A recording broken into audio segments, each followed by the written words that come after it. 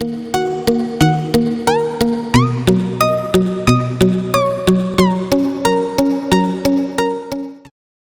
my friends, and welcome to my lecture on inverse Laplace transform. As we learned in the past lectures, to travel from time to the Laplace domain, we should use this beautiful equation known as Laplace transform. Now, if we want to travel back from Laplace to the time domain, we need to use inverse Laplace transform. Here's the equation for inverse Laplace transform. The bad news is, this is very ugly and a scary integral. But the good news is, we don't need it. We basically can use 5 golden rules and Laplace transform tables to quickly find the inverse Laplace transform and travel back to the time domain. So don't worry about this guy. I'm going to start with 2 very basic examples to warm up, and then we move to the advanced examples. First example, xs is 1 over s plus 1 with this region of convergence, and we want to find the corresponding signal in the time domain. From my lecture on the Laplace transform tables, we know there are 2 options available in the table of pairs which give us this same xs. The first one is right-sided, and therefore the rock is right-sided, as we learned in the golden rules lecture. There is one pole at -1, and here's the rock, which can be mathematically expressed like this. The other option is left-sided, which can give us again 1 over s plus 1. As the signal is left-sided, rock must be left-sided as plotted here. The given xs is the same as this one and this one, but to choose the corresponding signal in the time domain, we must consider the rock as well. So this one is definitely the right choice. So here's the inverse Laplace transform. Second example, xs is 1 over s minus 2 with this rock, and our mission is to find xt. Again, based on the table of pairs, 2 options give us this Laplace transform. One of them is right-sided, and therefore the rock is right-sided. The other one is left-sided, and consequently, based on the golden rules, the rock is left-sided. The xs here is the same for both options. To choose the winner, we must look at the rock. So this is the correct choice in the time domain. Next example. This Laplace transform is given, and this is the rock. Our mission is to find xt. The problem is there is no such a thing available in the table of pairs.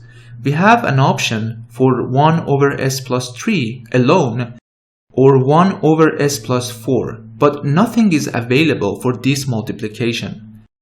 So basically our objective is to break this into 2 simple terms, and then we can easily use the table of pairs. To do this, there is something called partial fraction expansion, which enables us to represent a complicated fraction like this as a sum of simpler fractions. The thing is, I don't like partial fraction expansion, as you need to memorize an equation, so I'm gonna skip it. Instead, I will show you how to use easy tricks to break a complicated fraction into simpler ones. The main purpose behind any trick that I'm gonna use is to basically write the numerator in a way that is similar to the denominator. That's it, my friend. It's super easy. Here's the denominator. We have s plus 3 and s plus 4. So let's replace 1 in the numerator with s plus 4 minus s plus 3. Please note, I'm not doing anything illegal. S can be cancelled by s, and 4 minus 3 gives you exactly 1. So both forms are equal. Using basic math, we can break this into 2 separate terms. Let's use it here. S plus 4 over the denominator minus s plus 3 over the denominator. S plus 4 is cancelled with this, and s plus 3 is cancelled with this. So we end up with these simple terms. So the first mission to break this complicated term into simpler fractions is accomplished. Now we can easily use table of pairs to go back to the time domain. Let me write the rock here. Based on the table of pairs, there are 2 options available for the first term. One of them is right-sided like this, and therefore the rock is right-sided, which can be expressed like this. The second option is left-sided, which exactly gives you 1 over s plus 3, but the rock is left-sided. For the second term, we have the same story. there are two options available. The first one is a right-sided signal with a right-sided rock. Oh, I forgot to write the mathematical expression here. The second option is left-sided, and therefore the rock is left-sided. As you can see, to find the inverse Laplace transform, there are four options available. To choose the correct signals, we must consider rock. The Laplace transform has two poles, one at -3 and the other one at -4. The rock is given. Let's plot it. Now think about this for a second. What does this rock mean? It basically means the signals corresponding to both poles must be right-sided. Let's plot it again to fully understand what I just said. If the rock for the pole at -3 is right-sided, and the rock for the other pole is also right-sided, we can easily see the common area is here, which is similar to the rock that is given. Any other choice won't create this rock. Let's review all the other options. If the rock for the pole at -3 is right-sided and the other one is left-sided, there is simply no common area, and basically such a signal doesn't exist. If the rock for both poles are left-sided, the common area is here, which is not the same as the rock that is given. And finally, if the rock for the pole at -3 is left-sided and for the other pole is right-sided, again the common area creates something that is different from what we have. So this is our only correct choice, where the rock for both poles must be right-sided. The pole at -3 belongs to this fraction, so all we need to do is to choose a right-sided signal for 1 over s plus 3.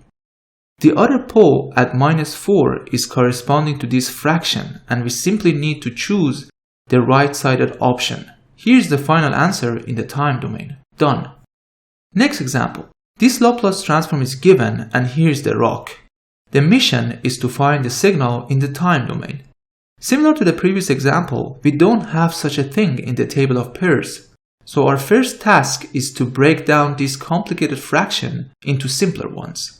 To do so, I'm going to replace the numerator with s plus 1 minus s minus 1.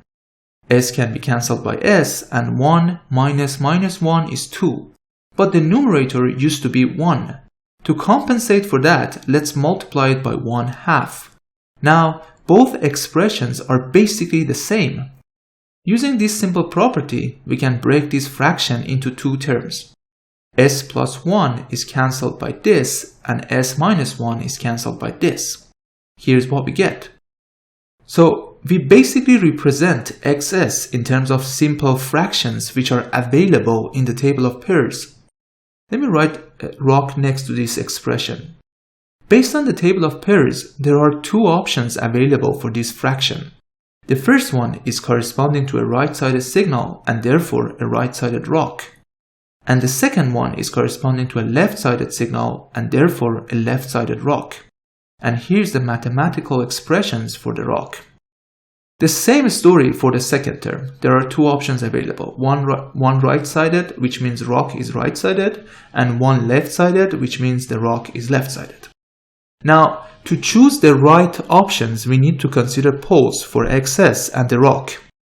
There is one pole at 1, which is corresponding to this term, and one pole at -1, which is corresponding to this term.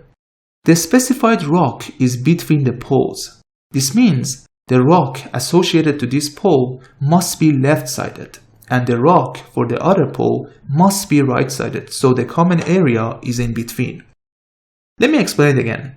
If the rock for the pole at 1 is left-sided and the rock for the other one is right-sided, we can easily see the common area is in between poles. Any other option doesn't give us this rock. Let's go over all of them quickly to see what I'm talking about. If the rock for the pole at 1 is right-sided and the rock for the other one is left-sided, basically there is no common area. So this is not acceptable. If this rock is left-sided and the other rock for the pole at -1 is also left-sided, the common area is here, which is different from the given rock. Finally, if both rocks are right-sided, the common area is here, which is again different from what we have. So this scenario is the only acceptable option. This implies the rock for the pole at 1 which belongs to this fraction must be left-sided. So I'm going to pick a left-sided signal for this term. This also implies the rock for the pole at -1 which belongs to this fraction must be right-sided. So I simply need to choose a right-sided option. Here's the final answer combining a left-sided signal with a right-sided one. Done. Next example. X's is given and we want to find all possible xt's. Again, this is a complicated term which is not available in the table. So our first task is to break it down into simpler fractions which are available in the table of pairs. To do so, I'm going to replace 1 in the numerator by s minus s minus 1. S can be cancelled by s and minus 1 is equal to 1. So both expressions are exactly the same. Using this simple property, we can break the Laplace transform into two terms. S is cancelled by s and s minus 1 is cancelled by this. So here's what we get. Our first task to replace complicated xs with simpler fractions is accomplished. Now, these simple fractions are available in the table of pairs. For the first fractions, two options are available. The first one is right-sided signal, and here's the corresponding rock, which must be right-sided according to the golden rules. The second option is left-sided, and here's the corresponding rock. The same story for these fractions. Two options are available in the table. One of them is right-sided with a right-sided rock, and the other one is left-sided with a left-sided rock. We are interested to find all possible xt's. Let me write the simple expression for Laplace transform again.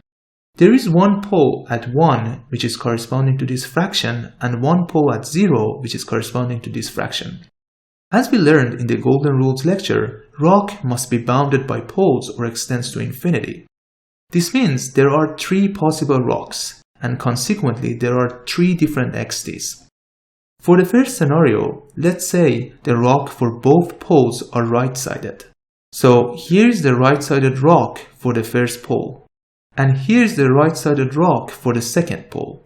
The common area is basically here, which can be mathematically expressed as real part of s greater than 1. This scenario implies the rock for the pole at 1, which belongs to this fraction, must be right-sided. So we need to choose a right-sided options from the table. This also implies the rock for the pole at 0, which belongs to this fraction, must be right-sided too. So I simply need to choose a right-sided option. Easy peasy. Here's the final answer combining two right-sided signals. Now let's consider another scenario when the rock for both poles are left-sided. Here's the left-sided rock for the pole at 1 and here's the left-sided rock for the pole at 0. The common area between these rocks is here, which can be expressed as real part of s less than 0. This scenario implies the pole at 1, which belongs to this fraction, must be left-sided. So I'm going to pick a left-sided option. It also implies the pole at 0, which belongs to this term, must be left-sided. So we need to choose a left-sided signal for this fraction too. Here's the final answer combining two left-sided signals. The minus is cancelled with the minus. In the last scenario, the rock for the pole at 1 is left-sided and the other rock is right-sided. So the common area is between poles. This implies the pole at 1, which is corresponding to this fraction, must be left-sided. So here's a left-sided option for the first fraction. It also implies the pole at 0, which belongs to this term, must be right-sided. So I basically need to pick a right-sided signal in the time domain. Here's the final answer, combining a left-sided with a right-sided signal. You might say, Iman, there is one more scenario, when the rock for the pole at 1 is right-sided, and the other rock is left-sided. As you can clearly see, the common area is null and such a Laplace transform doesn't even exist. Done. Next example. This Laplace transform is given and here's the rock. Our mission is to find xt. As you can guess, there is no such a thing in the table. So I'm gonna use easy tricks to create simpler fractions. The whole purpose behind any trick is to write the numerator in a way that is similar to the denominator. So let's write numerator as s plus 2 minus s plus 1 over the denominator. Using this simple property, we can break it into two terms. S plus 2 is cancelled by this, and s plus 1 is cancelled by the 1 of the s plus 1 in the denominator. So here's what we get. The first term can be easily created using table of pairs followed by Laplace domain differentiation property. So the first fraction is all good and very straightforward, as we will see in a minute. The second term is not still good, and we need to break it more into simpler fractions. To do so, I'm going to replace 1 by this. It's basically the same thing but different representation, and here's the first fraction. Using this property, we can break the second term into two more fractions. Here's what we get. Minus is cancelled by minus. After simplification, we get this. This is a very simple representation of xs. Now we just need to use table of pairs and Laplace domain differentiation property to travel back to the time domain. Let me write down the rock next to xs and plot the poles. There are two poles co-located at -1 and one pole at -2. The rock here is right-sided, i.e. this area. This simply means the rock for all the poles must be right-sided, which results in this common area. Right-sided rock translate to right-sided signals in the time domain as we learned in the Golden Rules lecture. So I'm just going to use right-sided signals from the table of pairs. Let's start with this fraction. According to the table of pairs, the Laplace transform of this exponential function is 1 over s plus 1. Here we have s plus 1 squared. To create this square, we can simply use calculus 101 and apply derivative with respect to s. In our fraction, we have 1 in the numerator, so to get rid of the minus sign, let's multiply both sides by -1. This simply means if we apply this operator to 1 over s plus 1, we get this, which is the first fraction. Now look at the Laplace domain differentiation property again. If xt is multiplied by t, this operator is applied to xs in the Laplace domain. So if we multiply our exponential signal by t, the derivative operator will be applied to the Laplace transform and we get this as shown above. So here's the first term of xt. The second fraction is already available here. And finally, for the last fraction, we have this exponential signal from the table of pairs. Done. Next example, xs is given and here's the rock. The mission is to find xt. First, we should break down this complicated fraction into simpler ones using easy tricks. As you have seen in the previous examples, the whole purpose or the main objective behind any trick is to write the numerator in a way that is similar to the denominator. The same story here, I'm gonna write this term in a way that has something to do with s plus 2 or s plus 3. First thing that comes to my mind is to break 4s into 2s plus 2s. Now you can factor s in the first two terms and create s plus 2. What about this guy? Here we have 2s, so if there was a 6 somewhere, we could factor 2 and create s plus 3. To create the missing 6, I'm gonna write 7 as 6 plus 1. And now I'm gonna factor 2. Using this simple property, we can break the giant fraction into 3 separate terms like this. Now it's time to sit back, relax, and do the cancellation part. Here's what we get. The second term is already available in the table of pairs. The first term is not still okay as there is s in the numerator. The last fraction also needs more simplification. This is easy peasy. As I explained already, the main objective behind any trick is to write the numerator in a way that is similar to the denominator. So let's write s as s plus 3 minus 3. 3 can be cancelled by -3 and it's basically the same thing. Here's the second fraction, which was already okay. For the last fraction, I'm gonna write 1 in a way that is similar to the denominator, i.e. s plus 3 minus s plus 2. Using this simple property, we can break this term into 2 more fractions. Again, do the simplification here and here. I also divide the first fraction into 2 terms plus the rest.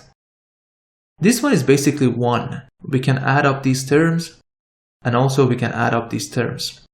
Now, all these terms are available in the table of pairs. You might ask, how do I know I should write numerator in this way? The truth is, it doesn't really matter. As long as you write the numerator in a way that is similar to the denominator, it's all good. For example, I could have replaced just 7 by 4 plus 3. Now these terms are basically s plus 2 squared. You can do this rest yourself to see it doesn't matter and you will get the same answer. Remember, we are using tricks, but the math is still math. You can write 4 as, 2 plus 2 or 5 minus 1 or 3 plus 1. It doesn't really matter. And all of them are the same. Okay, let's continue our example. Here is the simplified excess with this rock. Let's plot the rock. There are 2 poles at -3 and -2. The rock is left-sided, i.e. this area. This implies the rock for both poles must be left-sided, which leads to this common area. So I just need to choose a left-sided signal for the second and third fractions corresponding to 2 poles at -3 and -2. The first fraction is 1, which is corresponding to delta function. For the second term, we have this left-sided signal in the table of pairs. Minus from the signal is cancelled by this minus. And for the last fraction, here is the left-sided signal. Done. Last example. This Laplace transform is given, and here is the rock. Again, we want to find xt. From table of pairs, we know the Laplace transform of cosine omega naught t, ut, is this, where omega naught is a constant frequency. In this example, omega naught is 3. So the Laplace transform of this signal becomes this. Here in the numerator we have s, but in the given Laplace transform we have s minus 4. The same story here. To create the given Laplace transform, we should replace s by s minus 4. This reminds me of Laplace domain shifting property, where s naught is the shift value. To shift s by 4 units, we just need to multiply xt by this exponential where s naught is 4. Here we go. Now you might ask, what will happen to the rock if we do this shift? The answer is super easy. Let's find the poles, i.e. where the denominator is 0. Bring 9 to the other side and apply the square root. So we have 2 complex poles. Let's plot them on the Cartesian system. The real part is 4 for both poles. The imaginary part is plus minus 3. So these are our poles. The signal in the time domain is right-sided because of the presence of ut. So the rock must be right-sided as we learned in the Golden Rules lecture. So here's the rock, which can be expressed as real part of s greater than 4, which is exactly similar to the given rock. Done. Okay, now you can call yourself master of Laplace transform. In the next tutorial, I will talk about transfer function, which is the foundation of control theory. Thank you very much for choosing this channel to learn signal processing. You're amazing. Please don't forget to subscribe to my channel and see you guys in the next video.